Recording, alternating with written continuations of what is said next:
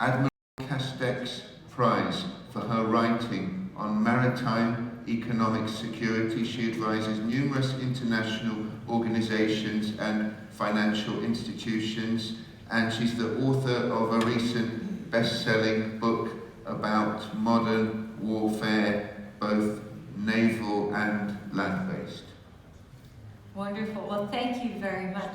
Thank you, Yuri, for that generous introduction, and thank you very much to Despina for organizing this conference. It is an honor to be here, especially in a week where the shipping industry finds itself once more on the front lines of geopolitical conflict. This has been an eventful week for the world, and it is only Wednesday. So what I'll do today is perhaps a little bit of variation from what was advertised in the program. I'll discuss the US-Israeli strikes on Iran, Iran's response, and the implications both for the Gulf region and for the shipping industry against this backdrop of geoeconomic competition. So many of us were woken up with some surprise this weekend to the news of US-Israeli strikes on Iran. The aim of the US and Israel is primarily to degrade the regime's leadership. So yes, they were able to decapitate it with the killing of the supreme leader, but now they're looking at sustained attacks to really make sure that there is the leadership potential is hollowed out, particularly for Israel, for the Iranian Revolutionary Guard, which will make it more difficult for Iran to retaliate. So what they really want to do is degrade Iran's command and control capability. And Israeli strikes are specifically targeting where that military and intelligence leadership might be. Now for Iran, of course, this is their apocalypse scenario. This is their nightmare, and they are striking back. As of yesterday, it was estimated that there had been 1,500 strikes against various targets in the Gulf. No doubt that number is well out of date by this morning. And we see Iran really going after these soft targets, things like hotels, as well as critical infrastructure. Even if they haven't caused significant damage yet, it is certainly the kind of action that is very enervating and unsettling for the Gulf states. What we see as a particular challenge is that regional missile defense is under a lot of pressure. US and Gulf states' supply of Patriot missiles is limited and can be depleted.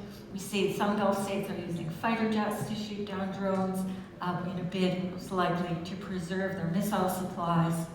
And there's a significant cost and resource asymmetry between a Shahed drone, which the Iranians can produce about 100 a month, versus Patriot missiles, which cost millions and take much more time to assemble. And that will be a particular challenge. Now, the Gulf states face significant risk to their critical infrastructure, but also to their supply chains. Now, it was already mentioned this morning just how reliant the world economy is on the Straits of Hormuz, with 20% of crude oil passing through there and 25% of LNG needing to traverse the states. But for the Gulf states, they're looking at 85 to 100% of their food supply coming into the Straits of Hormuz. So if this conflict is protracted, if it lasts longer than the 10 days that the markets seem to be estimating, it will pose significant food supply and food security issues for the Gulf states.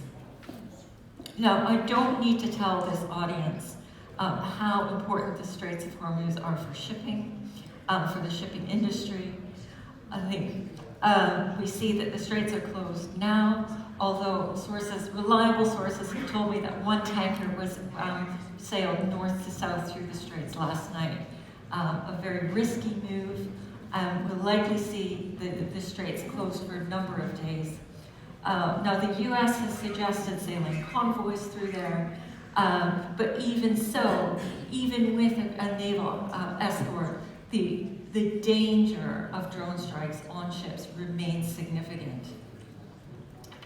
However, particularly if this conflict lasts longer than 10 days or 2 weeks or even a month, securing and maintaining and restoring supply chains into the region will be absolutely crucial. And the need for resupply will be essential to reducing the inflationary pressures and economic impact of this conflict.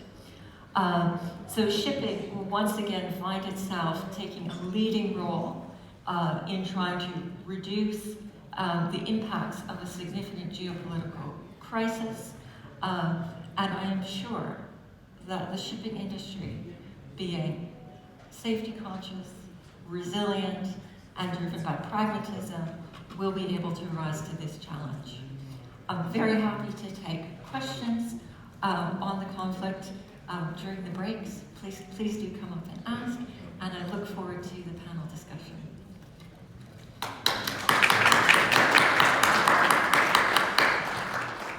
Many thanks, Louise. And Louise and several other of our speakers have mentioned the trajectory of the resource prices, particularly the natural gas. And that's why we've invited our next speaker,